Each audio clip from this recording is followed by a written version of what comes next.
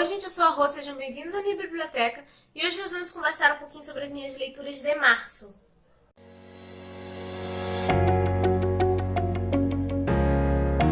Falando sobre o mês de março, eu tô bem satisfeita porque eu nem li durante todo o mês de março, eu basicamente comecei a ler a partir do dia 10, acho que o ano realmente só começa depois do carnaval, sabe? Eu achei até que foi uma quantidade de leituras muito boa pra quem tava assim com o tempo bem apertado, sabe? E é isso. Então, se você gosta desse tipo de vídeo, já deixa um like, se inscreve no canal, ativa o sininho pra você receber as notificações quando tiver vídeo novo aqui. Me sigam em todas as redes sociais, Instagram, Twitter, página do Facebook. Na página do Facebook eu acabo postando outras coisas além de livros, então para quem gosta de conteúdo relacionado a séries e filmes é só passar por lá. Lembrando que se você se interessar por algum livro que eu mencionar aqui, ou você quiser comprar qualquer outro livro ou qualquer outra coisa mesmo lá na Amazon, compra com o meu link, que está sempre aqui no box de descrição. Você comprando por esses links, você ajuda muito na manutenção do canal e do blog sem pagar nada mais por isso. E vamos aos livros, né? E eu comecei o mês lendo O Cemitério, do Stephen King. Eu li junto com a Rochelle, a gente organizou um projeto de leitura conjunta durante o mês de março, por causa que vai ter o filme novo, então a gente queria ler antes do filme sair. Eu fiquei muito feliz com a galera que participou, sério, eu nunca tinha organizado projeto nenhum, assim, então eu fiquei feliz com o grupozinho que a gente fez lá no Instagram de discussão desse livro. Muito obrigada, pessoal. Fiquei muito feliz mesmo. Já tem resenha desse livro no canal, então eu vou deixar aqui nos cards para vocês darem uma conferida. Eu adorei esse livro. Ele foi o primeiro favorito do ano, né? E eu achei ele muito mais fluido do que a maioria dos livros do King. Sério, ele é excelente para começar. Só que eu não achei que, tipo assim, pelo que me falaram de que é o livro mais assustador do King. Cara, eu não achei tão assustador assim. Eu fiquei com um pouco de medo do meu gato fugir de casa e morrer. Mas tudo bem. Fiquei meio que impressionada com isso. Mas, assim, eu achava que ia ter muito mais coisas. E não teve. Mas, assim, não foi nenhuma decepção pra mim, porque eu acho que ele abordou muito mais a morte, de como que as pessoas lidam com a morte, sabe? E eu adorei ver esse tipo de perspectiva, de verdade. Enquanto eu tava lendo O Cemitério, eu também li um conto publicado pela editora Wish, que se chama A Noiva da Caveira. Ele é um conto de fadas nigeriano, publicado em 1910, onde ele vai estar falando de uma moça que ela é muito bonita e ela valoriza muito a beleza física das pessoas. Até que um dia uma caveira se apaixona por ela e tenta enganá-la para levá-la para o mundo dos mortos. Isso até me lembrou um pouquinho A Noiva Cadáver, eu adorei o conto. Eu não sei se a editora vai publicar mais contos desse tipo. Eu espero que sim, porque eu gostei muito. Até porque ele tem um toquezinho meio sombrio, que é uma das coisas que eu mais gosto em contos. Então, espero que venha mais coisa por aí. E como no final de fevereiro e início de março tava aquele hype todo com a série The Umbrella Academy, eu acabei assistindo a série e por causa disso eu quis ler a HQ. Então eu li o primeiro volume e sobre o que se trata a história. Basicamente, 43 mulheres, num dia aleatório, elas deram à luz. Só que essas mulheres, no início do dia, nenhuma delas estava grávida. Então ninguém tá esperando a criança assim do nada, né? Então teve um milionário, que ele é excêntrico e tudo mais, ele quis adotar essas crianças. E ele conseguiu adotar 7 delas. Sendo que dessas 7 crianças, 6 tinham poderes sobrenaturais. E ele queria treiná-las para que elas se tornassem super-heróis. Consequentemente, quando eles crescem, eles acabam se afastando um dos outros. E eles só se reúnem novamente porque o pai deles faleceu. E eles descobrem que eles têm uma semana para impedir o apocalipse. A premissa basicamente é essa, a essência da história se mantém a mesma, tanto na série quanto na HQ, mas na HQ tudo acontece de uma forma muito mais rápida. Tem mais cenas de ação, a história corre muito rápido, e por mais que você consiga entender o tipo de relacionamento entre os personagens, como é que é a interação dele, isso não é tão aprofundado, porque a HQ não tem tanto espaço para isso. E HQs de super-heróis, elas acabam se focando em cenas de ação e poucos diálogos. Mas ainda assim é bem construído o suficiente para que você possa entender a relação entre os personagens. Então, assim, eu recomendo que você tanto assista a série quanto você leia HQ, porque eu acho que elas se complementam. Na série tem muito mais desenvolvimento de personagem e realmente se aprofunda nessas questões, enquanto na HQ tem mais cenas de ação. Inclusive, teve mudanças na série que foram extremamente positivas, na minha opinião, em relação à HQ. Porque no finalzinho da HQ ela aconteceu tão rápido que você fica tipo assim, mas já vai assim? Então eu acho que são obras que se complementam. Eu acho que já publicaram a segunda HQ em português, acho que falta sair a terceira. E esse mês eu também fiquei muito feliz porque eu conheci finalmente a escrita do Brandon Sanderson e, sinceramente, eu me apaixonei pela escrita dele. Faz muito tempo que eu não pego um livro que tivesse cenas de ação tão bem descritas quanto esse. E eu tô falando de Coração de Aço. Eu fiz a leitura com o grupo do DLX, que é um grupo de leitura conjunta. E, sério, foi muito legal a interação desse mês. Eu tava super empolgada. Aqui nós vamos ter a história de um mundo onde, após uma estrela chamada Calamidade aparecer, algumas pessoas adquiriram superpoderes. Até aí, tudo bem, porque eu achei assim, tipo, beleza, é um livro de super-herói. Só que não. Por quê? Basicamente, não existe heróis, entendeu? Todo mundo ficou meio que obcecado por poder. Eles queriam controlar a cidade, então eles matavam e existia tipo uma certa rivalidade entre algum desses épicos, que é como essas pessoas que ganharam poderes são chamadas, sobre quem controlaria mais a cidade, sobre quem teria mais poder. E basicamente a população fica à mercê dessas pessoas, entendeu?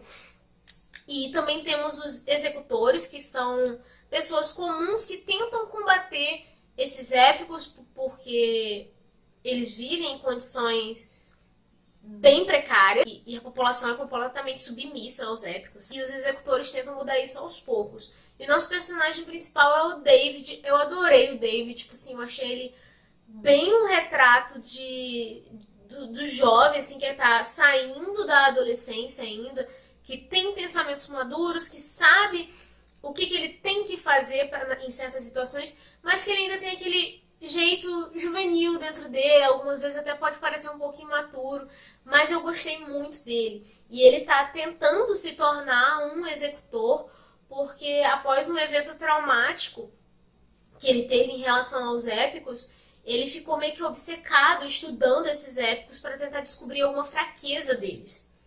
E assim, eu achei o livro sensacional. Ele é cheio de ação. Você lê ele muito rápido, porque as cenas de ação te empolgam. Quando você vai ver, você já tá no capítulo lá na frente. E eu tô muito chateada porque eu tô sem uma moeda no bolso pra comprar a continuação agora. Eu vou ter que esperar Black Friday, não é possível. Li também O Monstro no Estômago.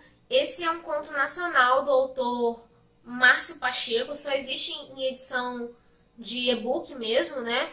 E na verdade ele é um conto sobre a ansiedade.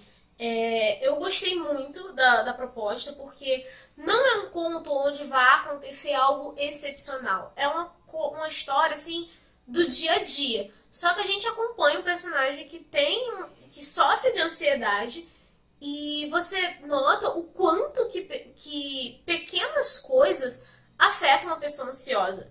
E eu sou uma pessoa super ansiosa, eu super me identifiquei com o personagem, porque tem coisas que realmente a gente fica num estado de ansiedade que é até difícil de você controlar aquilo. Uma coisa que pra você pode ser bobeira, sabe, completamente irrelevante, para uma pessoa ansiosa mexe muito com ela. E o autor soube descrever isso perfeitamente, que quem é ansioso vai super se identificar e quem não é ansioso e convive com alguém que sofre de ansiedade, eu acho uma leitura, apesar de ser bem curta, completamente válida, porque tá tão bem descrito que vai poder te ajudar a entender o que se passa na pessoa com quem você está convivendo. Então, tipo assim, para você não banalizar certas angústias que ela sofre com situações tão pequenas. É uma coisa que realmente é difícil de você controlar, sabe? Então, quem convive com gente que sofre de ansiedade, por favor, leia esse conto, de verdade. É muito importante isso. E por último, no finalzinho do mês, eu li Deuses Americanos, do Neil Gaiman. E assim, gente, eu gostei, mas não tanto quanto eu imaginei que eu gostaria. Ainda mais pelo fato do Neil Gaiman ser um dos meus autores favoritos. E o que acontece? Aqui nós vamos ter a história do Shadow Moon, que ele acabou de sair da cadeia e tudo que ele quer é voltar para a esposa dele, sabe, ter uma vida normal, longe de encrenca. Só que ele descobre que ela acabou falecendo no acidente de carro e junto com o amigo dele, que inclusive esse amigo dele tinha um emprego esperando por ele. Então ele fica meio que desgarrado, abandonado, sem ter para que voltar. E ele acaba conhecendo um homem misterioso que oferece um emprego a ele e ele acaba aceitando. Depois de aceitar esse emprego, ele acaba se vendo envolvido numa guerra entre os deuses antigos e os novos. E o que seriam esses deuses novos? Seriam deuses que são gerados a partir da forma em que a gente idolatra certas coisas da modernidade, como a mídia e a tecnologia. A premissa me deixou, assim, super empolgada. Eu queria realmente absorver tudo que tinha ali dentro, até porque o Neil Gaiman, ele juntou muitas culturas diferentes, muitas religiões diferentes, e ele botou isso tudo no meio urbano, em que você fica, tipo, querendo conhecer. E tem até mesmo algumas histórias que não são tão populares. E eu fui tipo, cara, que lenda é essa? Porque que deuses são esses? Porque eu fiquei super curiosa, eu não conhecia essas histórias.